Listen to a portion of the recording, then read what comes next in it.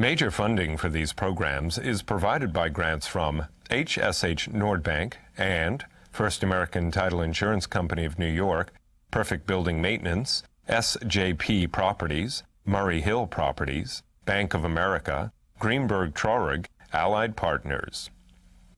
Additional funding is provided by grants from Arbor Realty Trust and Terry's Investment Partners, Athena Group, BRT Realty Trust, Burden LLP, CB Richard Ellis, City Habitats, City Investment Fund, Cushman & Wakefield, Eastern Consolidated, Essex Capital Partners, Herbert J. Sims & Company, Herrick Feinstein LLP, Helmsley Spear, Jackson Development Group, James D. Kuhn Real Estate Institute at Syracuse University, Kilroy Metal Products, Massey Knackle Realty Services, M&T Bank, Madison Realty Capital, Marcus and Millichap, Meriden Capital Group, McSam Hotel Group, Newmark Knight Frank, Moynihan Organization, Muss Development, Palin Enterprises, Rosenthal and Rosenthal, Signature Bank, Sidney Fettner Associates,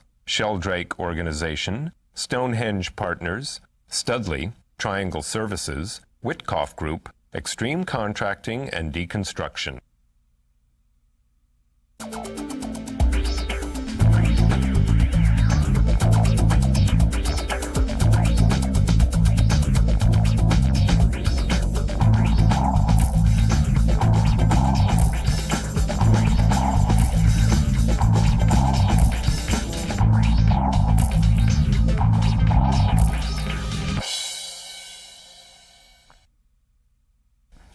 Hello, my name is Michael Stoller, host of the Stoller Report, Real Estate Trends in the Tri-State Region. You know, 2008 has been a difficult year, a trepid year, a variety of years. People say, you know, we're in a recession, you know, the economy is in the crapper, Bear Stearns had Surus, everybody had all this situation. But people say, you know, 2008 is it worse, better than 1990, or as Larry Silverstein said to me, worse than 1978, or he remembers 1971, and Jimmy and I weren't in the business at the time. Norman was. So today I've assembled truly the deans of the real estate market, the guys who've pillared the storms, who've been there, who know about what's happening. And I want them to say, is it 2008 versus the other cycles, what's the difference? My guests today are Larry Silverstein, President and CEO of Silverstein Properties, Norman Sterner, Managing Member and Co-Founder of Murray Hill Properties, and last but not least, Jimmy Kuhn, President of Newmark Knight Frank. So Jimmy, you know, you started in the business in 1972, leaving Syracuse University, working in a cubicle in MetLife. So you've seen a variety of things. Larry started a little later than you, but how do you compare 2008 to 1990? Well, I think it's very different. And I think that the forces that bring recessions from a recession to a healthy economy are different. Here's what I mean. 1989, Berlin Wall came down. Poland held free elections, the Soviet Union split up, Czechoslovakia started giving vouchers out for state-owned businesses. You had 3 billion new consumers that the world was about to get to help drive the economy. Number two, interest rates are pretty high, so the ability of the Fed to, over time, reduce the discount rate, you had the housing and automotive sector lead you out of a recession. Oil was $20 a barrel, and the dollar still was pretty good. So you could see where the economy would recover and how it recovered. You just wouldn't know how long. The problem today, you have high oil prices, you have high food prices, and you have no job growth. So you potentially mirror a Japanese economy of the 90s. You mirror the Jimmy Carter days of stagflation. So what concerns me is what's going to lead us out of the next recession. I think New York is always the place to be if you have to be somewhere on real estate. But we're talking about the national economy now. Norman? I can only talk about New York City, that's what we're talking about. Manhattan. You know, we want to talk about the national economy, but we really want to talk about the apple. I'm not an economist. I'm not a financier. I own and operate New York City commercial office buildings. If you drill down into the headlines, one, we're not sure that a recession has occurred because you got to have 2 quarters, and we're not sure we've had one. So I'm not sure there's a recession. Yeah, but I think what Jimmy says, you look at the food prices. I mean, you just, there was an article today in the Journal talking about food prices compared, it was in Chicago, of talking Walmart to Costco and to other stores. I mean, food prices going up, restaurant prices. Michael, do you remember your salary I know. 1990? Yeah, but Do you remember the price of a car in 1990? Norman, I think we're in a tougher I don't say no. I think it's a tougher time than we've seen in the last couple of years. It certainly is. It's the bottom of a cycle that's starting to slow down. But this morning I read that notwithstanding non-job growth, New York City added in February 13,800 jobs. Now, is that as much as we added in November and December last year? Absolutely not. But we didn't go down. We didn't go minus. We added 14,000 jobs. Now, maybe it catches up to us, but it's just a part of an economic cycle that happens all the time. And having been around, as most of these gentlemen are, in 71 and 81 and 87 and 9/11, there are cycles. We're just at the end of what appeared to be probably the greatest growth cycle this city has seen. And how long is this cycle going to last? That I don't know, because that requires an economist. But forget, your little ball. My apple. Your apple. Is it going to be 12 months that we're in this cycle? Is it 18 months? Is it 2 years? Before I ask Mr. Rappel himself what he feels. But I just signed contract to buy a building at 1250 Broadway. So we're still optimistic, okay, that notwithstanding the cycle, that too will come to an end. Can I ask you, did you buy the building at a price that you were going to, at a lower price than you would have paid a year ago? I would think that the seller may have asked a higher price a year ago. But that was then and this is now. And that's all I'm saying. Everything. Okay, all I'm saying is that building probably would have traded for 25% higher last year. And it might next year. And I'm not saying that, but I'm looking at last year. So there's 25%. I'm also saying that you wouldn't do it, but there would have been certain purchasers who would have bought that building and possibly put 95% financing. And today, you can't put more than 60 to 65% financing. We never did. I didn't say you. I'm just talking about Larry. Yes. The man who's Mr. seen more cycles than all of us. There you go. The man who's resilient. Collectively. Okay, collectively. Where are we? Come on. We're in a cycle. Norman just said it. Jimmy just said it. But I look at present circumstances, and I don't ever remember a meltdown of the capital markets such as we're experiencing today. I've never seen anything I like this. cannot believe that Larry Silverstein is saying that. So you're saying in your 55 years in I've never business, seen anything quite like this. Never. This is different. This is very different. And so first of all, we've never had the opportunity for institutions to develop financing and then securitize it, place it, securitize it, earn significant fees, and then lay it off globally. bookmaking. Okay. Legalized bookmaking. Net result is, of course, the theory at that time was, whether loans were good loans, bad loans, whatever, the theory was, okay, take the fee, move the product off the shelf so you can get on the next one. And if something happens, no one individual is going to get hurt badly because it's going to be so dispersed. The product will be global. And by golly, the products were bought globally. So we're amazingly seeing today, unfortunately, is the inability for the world to deal with this stuff. No one knows what the true value of those units are, regardless of what kind of ratings they were given, and so you suddenly have an enormous loss of confidence by people around the globe to acquire any more of this stuff, or to buy it, or to transact in it. And so it's this loss of confidence has become systemic, has affected the marketplace in a very major way. And therefore, you saw what transpired with respect to Bear Stearns and the decision by the Fed to come in and move very swiftly, as it did. Now, who knows what other issues are out there that could affect us in an adverse way? No one really knows. And probably the next month or 2 months or 3 months or 6 months, conditions will surface that perhaps will improve. Confidence will get reinstilled. The Fed may lower rates yet again. The Fed certainly acted in an amazing way when they recognized the severity of the Bear Stearns issues and certainly avoided a meltdown of the system globally by virtue of what they did, I believe. And so I think they stepped in quickly and did what they had to do. And their willingness to take the position they took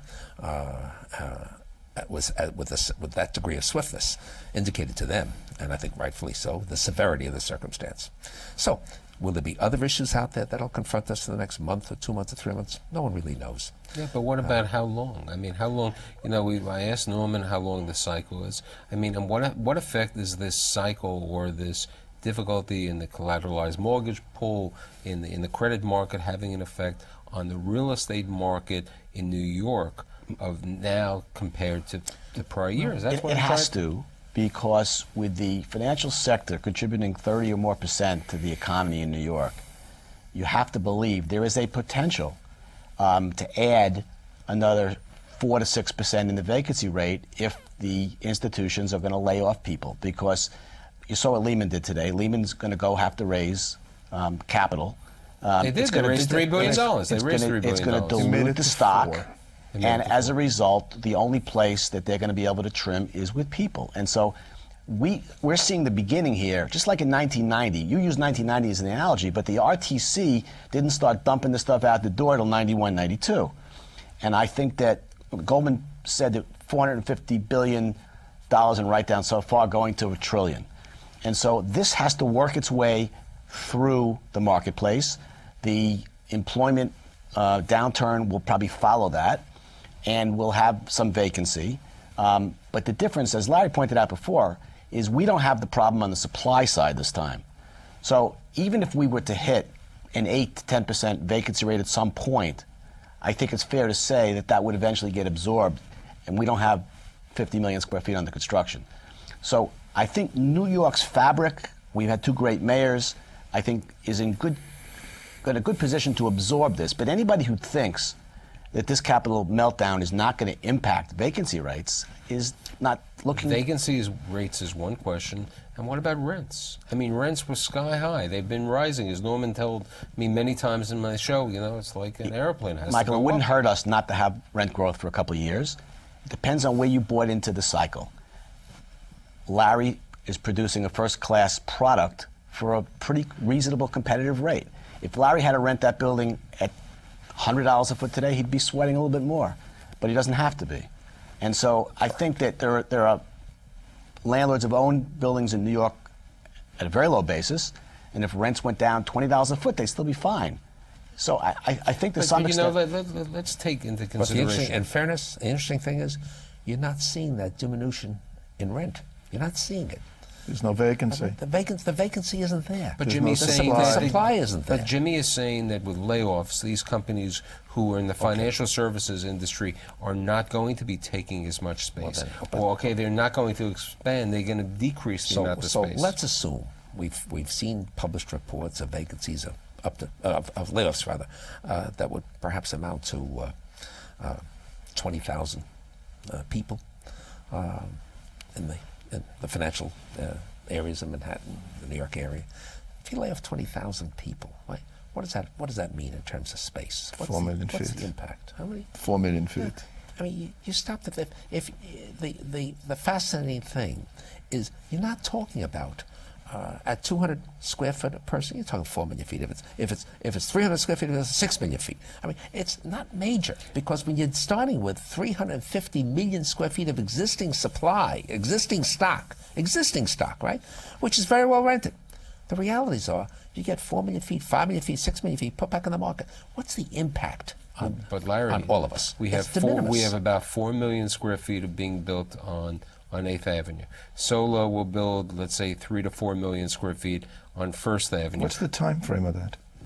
The next 10 years? No, the 8th Avenue is within the next 24 months. I mean, the 8th Avenue space is all in different stages of construction. Not everybody builds as fast as Larry, but 11 Times Square is being built. 1,100,000 feet. Right. No, but I'm talking 4 or 5, maybe. It's not 4 or 5 million feet, by the way. If you just add up all the buildings, the 8th Avenue building is not 4 or 5 million feet. It's less, considerably less. And First Avenue is probably further away. And incidentally, you talk about First Avenue. My belief, I don't know about Sheldon. I can't speak for him. I know him well and respect him. He's a great developer. But I'd be surprised if he built without a tenant. My hunch is first thing he's going to do is build those apartment houses. I think that's going to come first in the order of And what about I don't want to be so Manhattan centric. What happens? You have Bruce Ratner with the Atlantic Yards, which is 5 million square feet. You have Tishman Speyer with Gotham Center in Long Island City, which is another 3 million square feet. In downtown Brooklyn, they approved originally 8 million square feet, but they're talking about, besides Bruce, of another 4 million Michael, square feet. I think once again, I don't think we need to worry about the supply side of the equation today. That's not where our problems are going to be. Most of these buildings, as Larry said, will not get built without a tenant. And even if you had a tenant today, I'm not sure you could borrow the money. I think the issue is what happens to the economy in New York and how deep are going to be the cuts in the financial sector. Can we talk about Lehman just for a moment to see what happened today? So let's talk about Lehman. They went from 3 million shares to 4 million shares. They were oversubscribed by 3 times at 7% convertible bonds. That means that they sold 4 million shares at 7 and had room to go to 10 or 12 million shares. The market hasn't dried up. The market hasn't gone away. And still, and these gentlemen know it better than I, there's a demographic that nobody continues to talk about, which is what Mayor Bloomberg said, that in the next decade, 1 million people will come to New York City and increase the population. That's 3 million meals a day. That's 250 to 300,000 jobs. Norman, they documented a need. They documented a need for 35 million square feet of additional space. That's right. Remember when nobody was wants to talk the about committee it. for for the space? But let's, if you want to talk, the million people come here. New York City's biggest problem is we can't house them. We don't have affordable housing. You just talked about the boroughs. But that's exactly where the new immigration will go to. That's where the space will be taken up from. But take a look at the corporate balance sheets. Forget the financial sector for a moment. We still have most of the Fortune 400, the Fortune 500 in this city. Are they in trouble? No, Not according to the that's what's market. better today than 90. The corporate America balance sheets are in much better shape than they were. And they continue before. to use space, and they continue to take space. Has anybody seen foreclosures in Manhattan?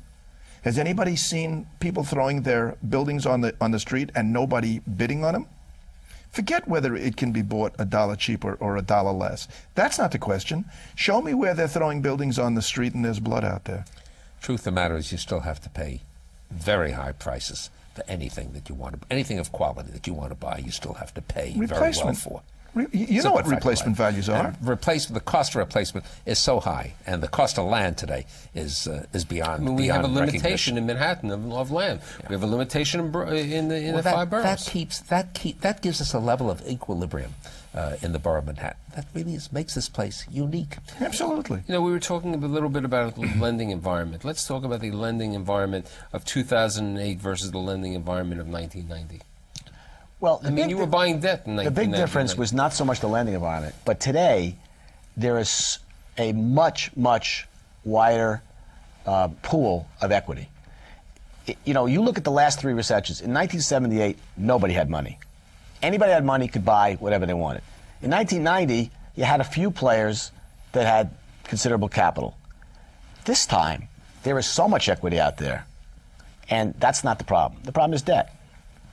In 1990, half the people in the real estate business couldn't find Abu Dhabi or Dubai or Singapore wealth. And now everybody's on a flight on Emirates. And they're bringing back money to America. They're bringing back money to New York. They're bringing back money to the real estate business. If you listen to all of the naysayers, everybody's going to go and hide. I mean, you as we know know- I'm basically positive. I was just trying to get a little You're controversy. just trying to get a reaction. A little reaction. We understand that, Michael. I mean, but Larry, you know, you've seen it in the 70s. How do you see I it? saw it in the 50s, I saw it in the 60s, I saw it in the 70s, Okay, the we 80s, weren't gonna the get to the 90s, and here we 50s, are Larry. again today. The So- 50s was a nice It's one of the era. advantages of being around for a very long time. Yeah, so what You told me you were only 60. I was only 60 a long time ago, about 17 years ago. I was only 60. No, 16 years ago. So what do you see happening in the New York market with regard to real estate? You know, you're building how many square feet downtown? 7.5 million feet. Minor amount of square feet. Simultaneously, on spec. Yeah, but you know, Jimmy made a good comment.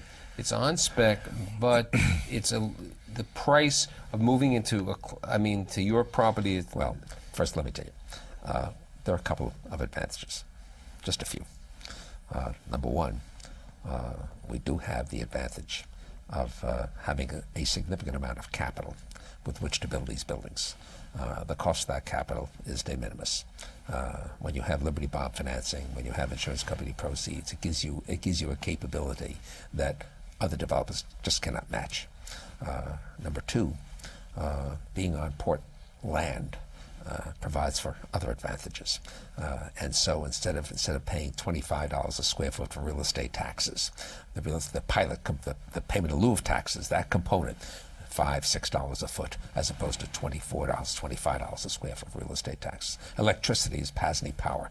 It's by virtue of being on Port Authority land. So you have a major advantage because your cost of electricity is so much lower. what is a and then there are tenant- no sales taxes that affect the So property. what is a no tenant? occupancy taxes. What is a tenant going to pay for a brand new property that Larry Silverstein Well, the truth completes of the matter in is- 2010? The first. Well, the first buildings won't be finished till the end of 11, beginning of 12. So 11, 12, that's really the time for these And buildings to be what done. will the rents be at that time? By the rents at that time?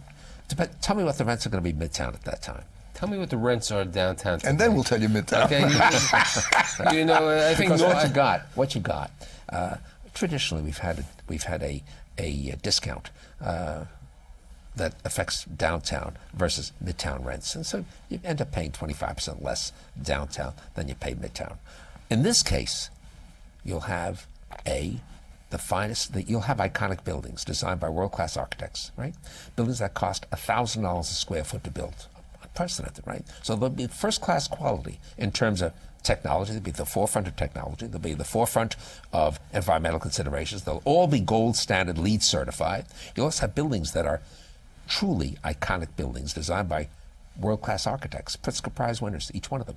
And so what you'll have an opportunity of occupying here is a quality of product that is vastly superior to anything that's ever been available before in America, perhaps more superior to what's available in Midtown by virtue of quality.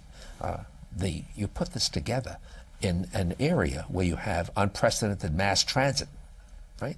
Where you have 50, 60,000 families living close by, where you have 500,000 square feet of destination retail that's going to permeate the base of each one of these buildings. We have parking, we have mass transit, you have all these facilities coming together, and where you have now a 24/7 community that never existed before. It'll be a whole new center, a whole new area that people will enjoy, A, working in, B, visiting, C, shopping at, D, going to hotels at. And I'm not disagreeing what's going to be there. I know that Norman, who's owned office buildings in Manhattan, really has not decided to buy any buildings in Lower Manhattan in a number of years. Lower Manhattan Can't compete with that. No, you can't compete. But those are The 3 or one 4 thing years. he mentioned, but he glossed over, is not so much that the same building at $1,000 a foot can be built elsewhere, but the financing of. that's the key. And that's where the problem lied, is not the problem with economics, not the problem with subprime, but the problem is that they took a $1 bill and they multiplied it 29 times.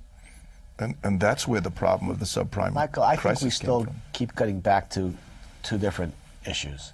Nobody questions the long-term health of New York City. Correct. It's not even a topic of discussion anymore. But I have to say that there is going to be a bloodbath over the next 18 to 24 months. It sounds like Liechtenstein. No, let me finish. Only because there are going to be developers that bought buildings recently that took short-term financing that's going to be difficult to replace.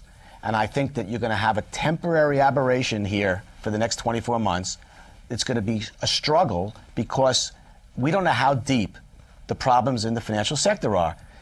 If I was making a bet, I'd buy the 5-year call on New York real estate, but I would not buy a 2-year Jimmy, call. I agree with you 150%. The long-term outlook is great for New York. The immediate outlook is the question. Today I had a meeting with a major international financial institution, and we were talking about their loan products. So I said to them, okay, guys, let's get down to the reality. How much will you commit on a large loan? Commit? I said, you used to be able to commit maybe 500 million, maybe 200 million. What are you comfortable with committing today? They said about 35 million. I mean, so look at what has happened. This is one of the 4th largest bank in the world saying that, and they said, you know what, and if it's over this amount, you got to get a club, and in reality, you put the club together because we don't even want to know. You put the sheets together. Michael, I mean, this is something that we haven't heard, Larry, in years. Michael, but why isn't anybody worried about the price of oil? Why isn't anybody worried about the declining dollar? Why isn't anybody worried about the trade deficit? Why isn't anybody concerned about our political system where who knows who's going to lead this city and our state in the next 8 years? I mean, those are issues. Those are all issues, and nobody talks about them. So, I'll tell you, your debt today is difficult to accomplish, difficult to come by, unless the circumstances are really extraordinary.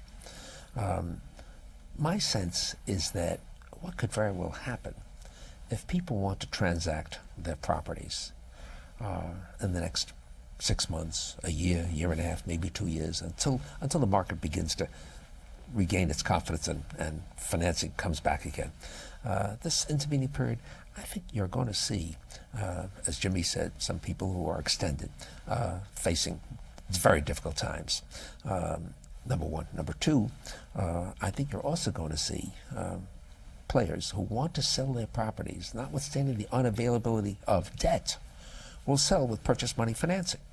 I think something you haven't seen in a long time. I think Larry, we're going to begin to see all over again. I think what has happened is the rules of the game in financing have changed. The rules of the game in the sale of buildings have changed. The terms, I remember Norman once saying to me, he forgot the word recourse. Recourse, carve-outs, I think the world has changed. And to put 3 dynamic leaders together to talk about what's happening in 2008 versus 1990 was just to bring a little controversy.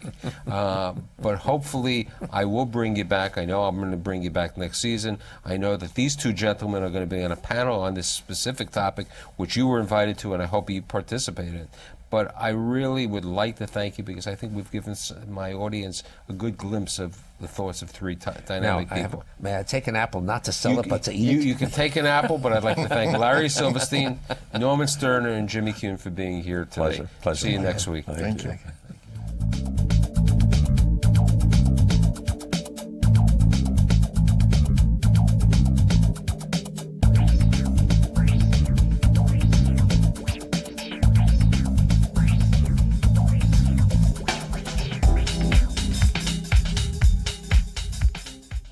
Major funding for these programs is provided by grants from HSH Nordbank and First American Title Insurance Company of New York, Perfect Building Maintenance, SJP Properties, Murray Hill Properties, Bank of America, Greenberg Traurig, Allied Partners.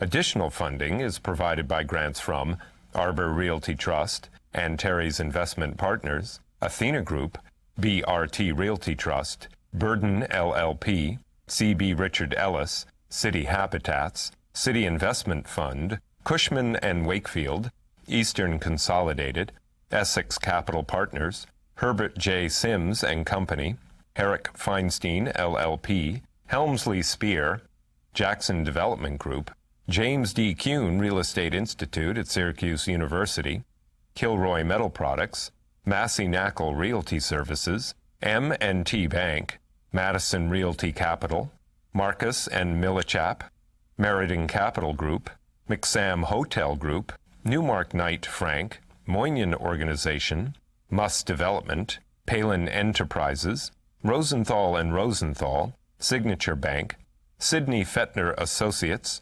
Sheldrake Organization, Stonehenge Partners, Studley, Triangle Services, Whitcoff Group, Extreme Contracting and Deconstruction.